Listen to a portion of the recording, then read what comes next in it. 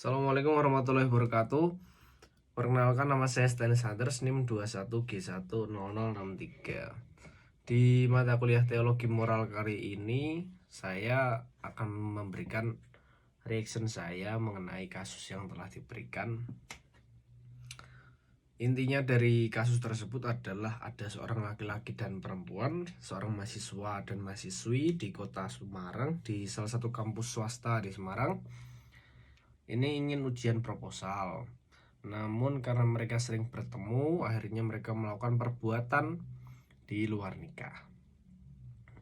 Senang sama senang dan akhirnya si mahasiswi hamil. Keduanya bingung, gelisah, khawatir dan takut memberitahu orang tua di kampung. Namun mau menggugurkan, mereka juga takut akan hukum agama yang melarang aborsi. Akhirnya keduanya memutuskan untuk tidak menggugurkannya dan melahirkan jagung bayi tersebut yang berjenis kelamin perempuan. Nah, yang akan saya berikan, bantuan apa yang akan saya berikan ketika saya menemui kasus seperti ini? Yang pertama, kita harus ajak sharing terlebih dahulu. Kita tenangkan, kita bicarakan dengan baik. Jangan menyinggung soal masalahnya terlebih dahulu, tapi kita ajak ngobrol dulu sampai rileks, sampai santai, agar mereka ingin bercerita lebih banyak.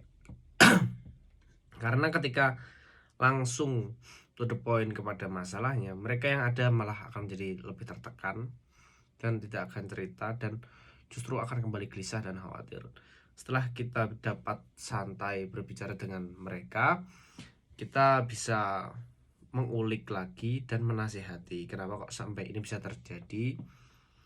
Dan intinya yang harus dilakukan pertama kali oleh dua mahasiswa dan mahasiswi ini adalah memberitahu orang tua mereka terlebih dahulu, karena ini sudah menyangkut dua keluarga besar. Yang mereka lakukan itu harus mereka beritahu dulu kepada orang tua mereka, agar orang tuanya tahu dan bisa mengambil keputusan lagi setelah itu. Intinya kita ajak omong dengan santai, ajak ngobrol dengan santai, agar tidak terjadi masalah di situ, perdebatan di situ.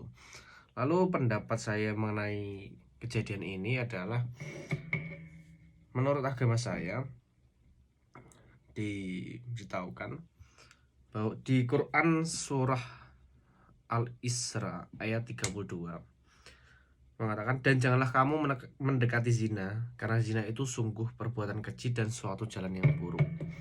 Di sini sudah dapat kita simpulkan, di Quran surah Al-Isra saja menuliskan bahwa janganlah kamu mendekati, belum melakukan. Mendekati saja sudah salah, apalagi melakukan.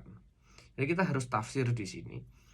Mendekati saja sudah tidak baik, karena saat kita mendekati akan ada perbuatan-perbuatan lain yang menyusulnya.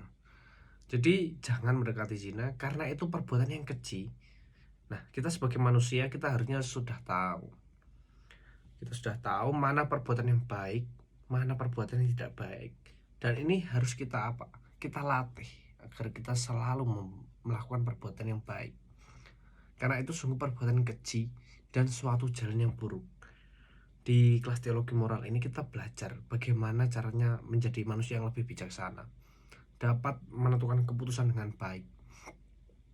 Maka dari itu perlu adanya iman yang kuat dan pikiran yang bijaksana, serta nalar yang berjalan dengan baik, untuk kita dapat menghindari suatu jalan yang perbuatan yang keji dan jalan yang buruk. Sekian dari saya, Stanley Sanders, yang dapat saya sampaikan. Bila ada kurangnya itu dari saya pribadi, bila ada lebihnya itu dari Allah Subhanahu wa Ta'ala. Wassalamualaikum warahmatullahi wabarakatuh.